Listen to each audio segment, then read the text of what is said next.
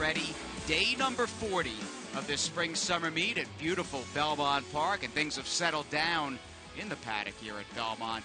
Plenty of blue sky, plenty of clouds, and plenty of sun. The humidity that plagued much of the New York metropolitan area Sunday, Monday, and Tuesday broke. We had a brief rainstorm late yesterday afternoon. It did not negatively affect both the turf courses and the main track. We were fast and firm all day, and we're settled in for 30 minutes on MSG Plus with Belmont Insider. It's Maggie Wolfendale. Good to have you with us, Maggie. Jason Blewitt alongside. Thank you for stopping by, and you picked a good time to rejoin the show. I picked a great day.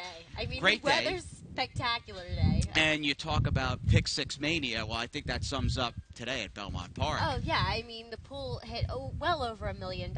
We had over 300,000 in that Pick Six carryover, and it was hit with a long shot in the last, which I did think helped people, because everything was covered, so it helped people get a nice cash in with over 57,000. You were smart and lucky enough. We'll call it the jeopardy of gambling, I think, the Pick Six. 22 winners, over 50,000. Of course, if you haven't seen the races, we'll get you up to speed with what transpired on day number 40 as we get down to the nitty-gritty. We still have Stars and Stripes a week and a half out, and we have got some California flavor tonight on Belmont Insider. Belmont Park in the it's on the spectrum for Texas Red, last year's Breeders' Cup juvenile winner who has not run since February. He breezed a mile last Sunday out at Santa Anita, and he looks like he's coming for the Dwyer. That's right. His last start was in the San Vicente. He ran second. That's only his first start back after this win here. And he actually had a mile breeze, Jay, in between races at Santa Anita.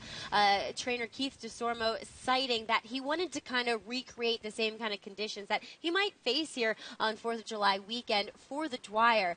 Did it in a nice time of 1:38.4 with company. He well past the company in the lane under jockey Kent DeSormo. So all systems a go for Texas Red making his first trip on the East Coast. Already the second half of the 3-year-old season is just about upon us, and the Dwyer, a race where West Coast invaders and success, they haven't been strangers. Bob Baffert used to ship in and win this race all the time. Horses like Forestry and Roman Ruler. Just a couple years ago, it was Eric Guilla with Moreno, who was kind of a traveler, wandered all over the country, but did win the Dwyer back in 2013. We'll see how Texas Red does. And Spanish Queen on the same card will be in from the West Coast. She's been pretty impressive. California bred who has yet to encounter a horse of Lady Eli's quality, but she's been basically flawless, having gone 3 for 4. Talk about a title match between this filly, Spanish Queen, that we're checking out here, and Lady Eli,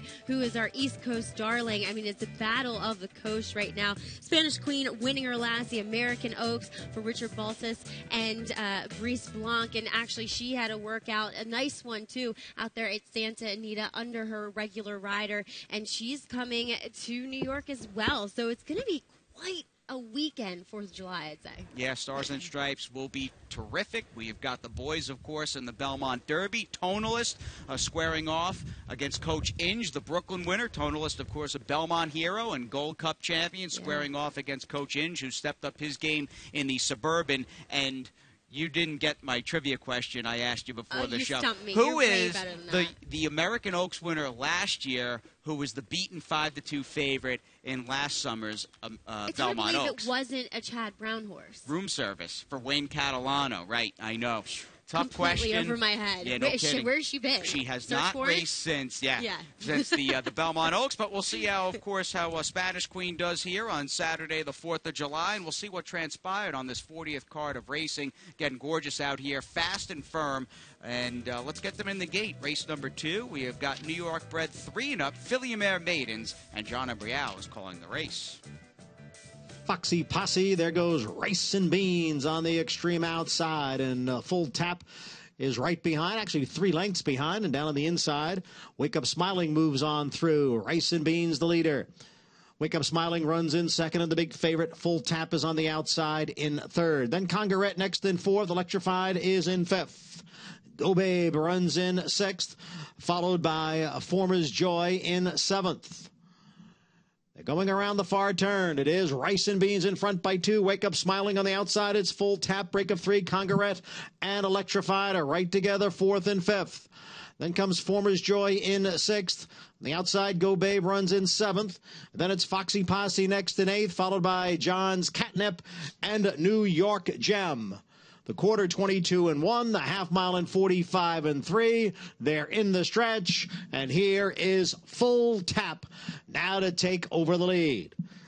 Wake Up Smiling is running in 2nd. Then it's Electrified in 3rd.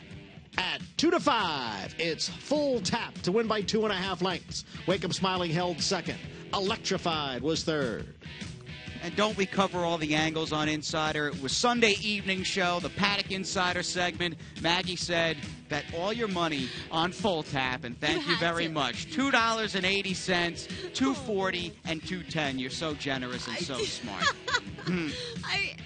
Yes, I wasn't quite sure how short she go off, and she went off pretty short, but as she should. She won like a 2-5 shot should here for Kristoff, coming back off of a layoff. She was highly regarded in the barn as a 2-year-old. She took very nicely to the turf, as you may have suspected. A pretty nice purchase price on this filly, $430,000, a New York bred at that, daughter of Tappet. Damn, was good on the turf. And back-to-back Kristoff Clement favorites for Paddock Insider winning. Well, there you go with Full Tap, and not a bad effort in defeat. You know, you talk about a state-bred restricted maiden special weight. Winner cost nearly $500,000 by Tappet, and the runner-up, a gray filly, by Distorted Humor in Wake Up Smiling, who ran well for Tom Bush. I really liked her, Jay, a lot in the paddock, and kind of felt as though maybe she needed a little more ground in this, so maybe we see her going a mile next time. But she ran well enough here, you know, with Full Tap out of the way. She might be tough in her next She'll be start. tough at around 7-5, 8-5 for a very good and underrated trainer. Thank you very much. I won't let you forget. Race number 5, we won't forget Johnny I and the crew that cashed out the pick 5 and early pick 4. We're on the inner. Maybe a Pression prep for the Lake George and Lake Placid. We'll talk about it. We'll see what happened. It's the inner with these 3-year-old fillies and Johnny I. And they're off. From the inside, it's Kitten's Roar and Lady Bling. And My Sweet Girl is now moving up to challenge for the lead. My Sweet Girl and Kitten's Roar right together. And there's Path now moving up. So 3 of them heads apart for the lead. Lady Bling is back running in 4th. And on the outside is Tella in 5th. Break of 2. Ayati runs in 6th. 3 more to Clutching at Straws, who trails the field in 7th. They've straightened away and are heading up the backstretch. It's My Sweet Girl by a head. Path on the outside in 2nd by 1.5 lengths. The quarter went in 26 seconds. Lady Bling, Kitten's Roar right together 3rd and 4th. And Tella is in 5th, but Tella's just 3 lengths from the front. Then it's Ayati and Clutching at Straws. My Sweet Girl down at the rail, and Path on the outside. They are heads apart for the lead, the half up in 51 1/5 seconds. Now they start the run around the far turn. My Sweet Girl on the inside, and Path on the outside. 1.5 lengths to Kitten's Roar, who's just in behind in 3rd. Lady Bling is tailed off, about to be passed on the inside by Clutching at Straws and Ayati. Tella will be forced 5 wide as the field heads for home. It is a Path, and on the outside, Kitten's Roar charges up now to take over the lead. Kitten's Roar in front. My Sweet Girl is running in 2nd. Ayati has moved up to 3rd. Then Clutching at Straws and Path. They come for the finish, and it will be Kitten's Roar. And she gives Erod Ortiz Jr. his 3rd win of the day.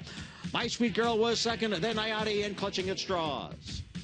Well, Chad Brown has the gold standard 3-year-old turf filly in the form of Lady Eli, but he's got plenty of support in the barn. Absolutely, and deep arsenal. And look at Kitten's Roar here, who finished up full of run. 2 of 3 in her career so far, and she did. She was well in hand, I thought, under Erod Ortiz, who had a pretty nice day himself.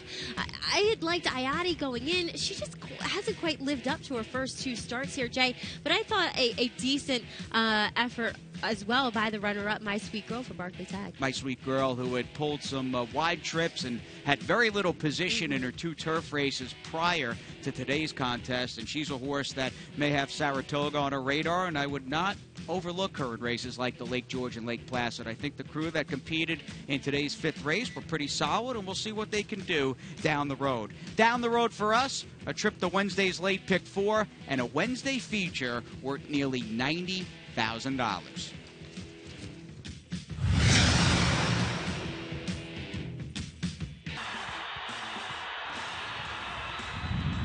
Deafening roar of 90,000. History coming to a close in the 2015 Belmont Stakes here with American Pharoah sweeping the Triple Crown. Pretty cool shot underneath the rail, looking at Big Sandy and, of course, the gargantuan grandstand. And we hope many of the people that joined us for that defining moment on Saturday, June the 6th, will be back in the stands on Saturday, July 4th for the Stars and Stripes Racing Festival. Maggie and I mentioned it at the top, looking at that nice California filly, Spanish Queen, who is traveling to the Big Apple for a shot against Lady Eli in the Belmont Oaks. And judging by last year, Stars and Stripes from top to bottom should be great. It should be. I will wonder how much European influence we will get this year. Mm-hmm. You know, they didn't fare quite as well as I'm sure they would have hoped. So it would be interesting to see if those kind of connections or trainers opt to bring their horses here. But it does make for some great racing, some great wagering opportunities as well, to get horses just coming from all over the world, essentially. And then you've got the Belmont Sprint Championship, the Suburban, the Dwyer. It is a jam-packed day. We'll have the food trucks. They were a big hit, and rightfully so in the backyard. No kidding. You're back from England. We're happy about that, and we'll see you out here 4th of July for Stars and Stripes Day. Summer starts here as we continue on. It is race number 6, Wednesday's late pick 4. She looked like the key single, the key A horse for just about everybody. Lakeside Sunset is 1-5, trying to stretch out to a mile and a 16th for Bruce Brown and Javier Castellano. Johnny I's got the call from the gate. Unseating the rider at the start was number 5 on a snowy evening. Fernando Jara is up, appears to be okay as the field moves up the backstretch, and it is Lakeside Sunset, the big favorite, who's in front. Geraldine, and on the outside is the gray Liberty Island. You do have that loose horse coming through now down on the inside of the field. Prize Taker is racing in 4th, followed by Swift Taylor in 5th.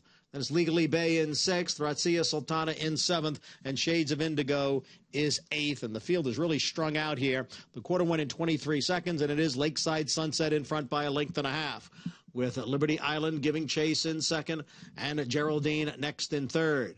Around the far turn, Lakeside Sunset, the heavy, heavy favorite in front here over the gray Liberty Island. And then it's 2.5 lengths. Price Taker moves up on the outside into 3rd. Geraldine is now back running in 4th. And it's Legally Bay, Swift Taylor, Razia Sultana, and Shades of Indigo. And they're coming for the top of the stretch with Lakeside Sunset now in front by 4. Price Taker on the outside moves into 2nd. And then it's Liberty Island. It's Lakeside Sunset in front with 1/8 of a mile to the finish. Prize Taker giving chase. Legally Bay has moved to 3rd. Shades of Indigo now up to 4th. And they're all chasing Lakeside Sunset, who has the lead as they come down for the finish. The lead is diminishing, but Lakeside Sunset will win by 2 at the end, and it's a 3-way photo for 2nd among Shades of Indigo, Prize Taker, and Legally Bay. She dominated, basically sat 2nd behind the riderless horse on a snowy evening. And Fernando Jara, by the way, who was flipped off out of the gate, was okay, as was the filly, who had no rider. But things certainly okay with Lakeside Sunset. Yeah, it was always going to be a question of the distance. But at the end of the day, Jay, when looking at the form, you really couldn't find anybody to beat her, just based on speed, fingers, and class, for that matter. Did see she got a little leg weary towards the end. Inside the final A, she was switching her leads back and forth, but she was able to hold off every challenger and kept a lot of people alive in the pick 6. By Wood winner and Bellamy Road, and this win by Lakeside Sunset not only makes the people that were alive in the pick 6 happy, and pick 4 for that matter, I think it also flatters Keyson, who I know you're a fan of. Yes, I'm actually a fan of both of these fillies. It'll be interesting to see what Bruce does moving forward with Lakeside Sunset. I would think he might want to turn her back a little bit, 7 furlongs or even a mile. But Keyson is such a nice filly for Bobby Roboto. undefeated throughout her career thus far, and it'll be interesting to see where she ends up. I'm sure there's a race out there. Is it the Fleet Indian? Right, I think the Fleet Indian, and there is a Big Apple Showcase card up there, right around Travers. Yep. I don't remember the race name, but Keyson may even have open company stakes engagements in her future. And speaking of good 3-year-old fillies, 10 were entered in Saturday's history-rich Grade 1 Mother Goose. We'll look forward to that. We'll cover it on this show. People hanging out? That looks like Vin Diesel, actually. He's I'm going to get some... Oh, he just took down a pick 3, pick 4, a super at Santa Anita. Good to see people cashing in the backyard on this sleepy Wednesday afternoon as the featured 8th race, in fact, awaits us on this show as we wrap things up on the main track. $85,000 the purse, and these are 3 and up fillies and mares. Hot Stones from the outside, out for the lead. Sky Girl came away racing in second, and Catch My Drift is down on the inside in third. Then it's La Madrina in fourth, followed by Holiday's Jewel in fifth, and Lunar Surge is at the back of the pack in sixth. The field moves up the Belmont backstretch, and Sky Girl has come through on the inside of Hot Stones to poke ahead in front. Sky Girl the leader, Hot Stones right there in second. The quarter went in 23 and 2/5 seconds. La Madrina, Catch My Drift heads apart third and fourth, with Holiday's Jewel in between those two, and Lunar Surge remains the trailer. And now they head for the far turn. It's Sky Girl and Hot Stones. They're right together. On the inside, Sky Girl, and on the outside, it's Hot Stones, the half up in 46 and 4. Right behind the front two, the trio of Catch My Drift, Holiday's Jewel, and La Madrina. Lunar Surge remains the trailer as the field comes for the top of the stretch. Now Hot Stones takes over the lead as Sky Girl drops back. Down at the rail is Catch My Drift, La Madrina on the outside. Catch My Drift comes through on the inside, up to challenge Hot Stones for the lead. La Madrina is third, Sky Girl back and forth. Then Holiday's Jewel and Lunar Surge. Hot Stones is holding off Catch My Drift. Hot Stones shakes clear by 3. Catch My Drift can't catch Hot Stones. Hot Stones the winner. Catch My Drift was second. La Madrina third. Outside post, Johnny V, the lone New York bred, and Hot Stones refound some of her form from about a year ago. It was really good to see that with this filly here, Jay, for Bruce Lean. And you got to give Mike Tenuzzo a bit of a shout out. This has kind of been his filly throughout her career so far. He has her over at Aqueduct. I know he's elated as we see him walking her in to the winner's circle. And good on Roddy Valente as well. I mean, the connections never really lost hope with her, and it was really good to see her take down a decent open company-sized field. Right, she gets some New York bred awards. You know, a bonus. We see Mike Tenuzzo, blue and white striped shirt, loves all his horses, and she was training like a good one over at the Big A with Bruce Levine's second string, and Mike Tenuzzo, good guy. Certainly a kind of personality you'll only meet at the racetrack, but he loves the game, loves to bet a few bucks, and belated congrats to the barn that won their 2000th race just about a week and a half ago at Penn National. And Bruce, by the way, won 2 on Sunday. Yeah, he did. And today's feature, his barn really starting to get on a bit of a run, and that's a look back at race number 8. What else happened? We'll fill in the blanks regarding the pick 5 and the remainder of the pick 6 as we go back to Johnny I. Is young Anna Lee. The field now comes into the stretch, and here's Crowd Control to take over the lead. Sea Pebble is back running in second, and young Anna Lee is third. Then to Bunny Phone, and on the outside, Ross Ezza, a 16th to the wire, and it is Crowd Control, and she's a big price, 17-1 to pull off the upset in the opener. Young Anna Lee was 6 and 4, and they're coming for the quarter pole. It is Regina Christina in between horses. On the outside, Prairie Stone. Miss Sylvia A. is down at the rail. And Family of Roses, the gray on the extreme outside, gaining ground with Scataway. They're inside the furlong marker. Prairie Stone has taken the lead. Family of Roses far outside, and Scataway. It is Prairie Stone in front. Prairie Stone, the winner. Scataway got second. Family of Roses was third. Coming for the top of the stretch, The Catman can. Super Indian, they're still 1-2. Private Relations on the outside and Risk Reversal down towards the rail. The Catman can leads by a length, but here's Risk Reversal now gaining ground. Far outside, here comes Mission Driven. Mission Driven drives up to take over the lead, and Mission Driven is drawing away in deep stretch. Mission Driven at 5-1 to get things started in the pick six. Top of the stretch. Man of Many Virtues on the outside and Decent on the inside. The half was running 46-1. Man of Many Virtues takes the lead now from Decent. It's 4 lengths to Down Goes Frazier. Then Noreen, and on the outside it's Madam I'm Adam. Man of Many Virtues in front. Decent is second. Down Goes Frazier in third. And it will be Man of Many Virtues. Length and a half at the end. Decent held second.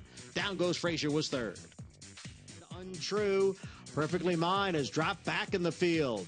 And they're at the top of the stretch, and it is Autumn Squall with the lead. Autumn Squall in front by almost 3 lengths. French Dressing is all out.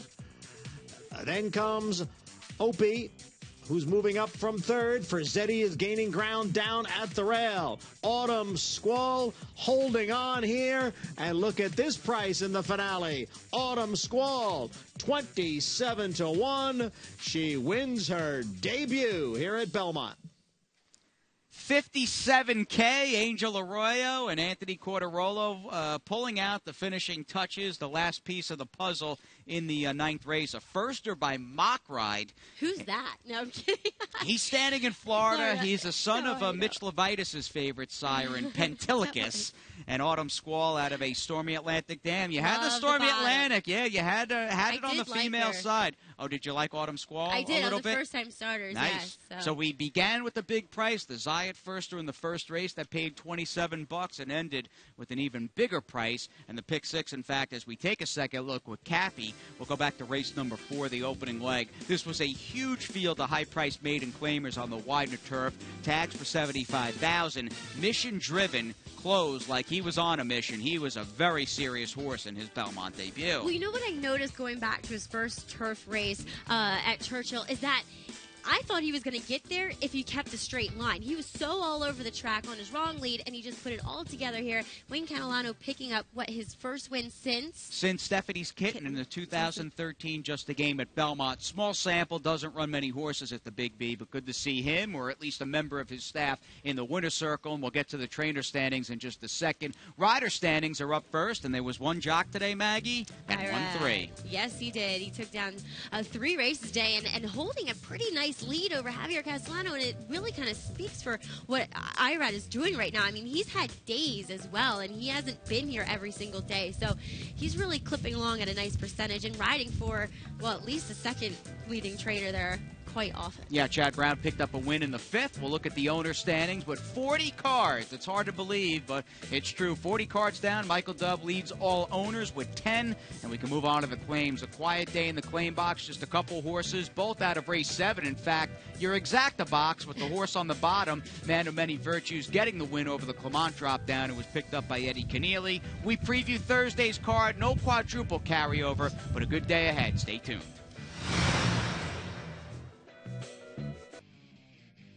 All things good at beautiful Belmont Park. Some fans still hanging out in the park. In fact, we were happy to have the NYPD detectives, their family, their friends in one of the festival tents today at Belmont Park. The brave men and women of the New York City Police Department, thank you for all that you do, keeping us safe and partying at the park. Another late start on Friday with some live music, some live tunes in the backyard, and we start late and we end late, Maggie, don't we? That we do, especially on this show, Jay. All right, let's move on to the Thursday preview. Race number 3. We'll get the feature out of the way early on. Good group of New York-bred fillies and mares in the 3rd. Carry Me Away. Pretty solid for Mitch Friedman. She is. I mean, she shows up with her game each and every time, and I thought this dynamics of tomorrow's race might suit her to a T. There isn't that much other speed signed on. She can go. This is an optimal distance for her, a 1-turn mile. From what I see on paper, she might be leading these on a merry chase. We like seeing some of these toughies from the inner track during the cold winter months represent and square off at Belmont, and Story Lady fits that mold perfectly for John Hurtler. Yeah, she was great, especially over the wintertime. Jay, I mean, the third place, she was a beaten favorite by Shea Jolie in that Cat K. You got to think something may have went awry there. She's been off for 3.5 months. But John Hurtler does a great job, and he's done an exceptional job with this filly, this daughter of Read the Footnotes. High-priced real estate with that outside post in the field of 6 for Star Grazing, who was good upstate at the Spa last summer. And do you look for potential improvement second time back off the layoff? I hope, Jay. I mean, I've gotten a really positive feeling from this filly both times that I've seen her in the paddock prior to her races this year, and she has not delivered. I mean, she was kind of chasing a bit wide. The pace just kind of never came back for her, but then again, she just never had a run in the Critical Eye last time, so I hope she can improve. Flip Cup, who's coming off a nearly 7-month layoff, she's really going to have to improve off of her last 2. And she'll go out for Belmont, making her 4-year-old debut with Junior Alvarado for friends of mine who owned and bred her, Team Penny Racing. And speaking of a good friend of ours, Andy Serling, he is standing by with the Thursday preview. Thanks a lot. Well, I'm going to wait until the 9th race on Thursday. I think it's a very, very interesting race. And there are going to be some horses taking money here that I'm not a big fan of. Vince Ramos dropping down, trying the turf for the first time for Todd Pletcher. Blue Pigeon, a drop down for Christophe Clement. I want horses coming out of our 6th race on May 24th. And there are 3 of them on the inside. But the one that I want is the one that finished the worst of all of them. And that's the 2 Lead Singer. But I think there are a lot of things to like about Lead Singer. Lead Singer was coming off a layoff, going first time out for Tom Morley, who does a very good job. And Lead Singer got exactly the kind of race you like to see for a horse that needs one off the layoff. Sent to the lead in there, went a little fast for his own comfort, held on very well before tiring late. But it was also a time when the Widener turf course was playing against early speed, and outside closers were ruling the day for about a week, and it worked against Lead Singer. I think Lead Singer, with that race under his belt on a more fair turf course, can get the money for trainer Tom Morley as we head back to Jason Blewitt and Tom's better half, Maggie Wolfendale. She's right here. Thank you very much, Andy. And before we wrap up the show, and Andy's got you up to speed with the 9th race, you've got a little intriguing nugget with the 4th. We had the girls today in the 1st. We'll get the New York-bred 2-year-old boys out in the opening leg of the Pick 6. Well, Tom, kind of the overriding theme in here, I thought it was interesting to note that the 6th horse in that race, Lucky Lurie, is a half to Tom's first horse, first winner, Treble Maker, bred by Tony Gray, who owned him as well. And actually talking to the connections, Mark Henning and his crew, they actually like this horse a little bit. So it'll be interesting. Girolamo, which I don't know if I'm I really remember him. He had a lot of talent, and he's a freshman stallion. Oh, yeah. Lightly raised, very good, and we'll see if that horse can make some noise tomorrow afternoon. The half the Troublemaker, looking back a few years, but we look ahead. We always do that in the game of thoroughbred racing, and that means we have got a 9-race card for you tomorrow with the first race post of 120.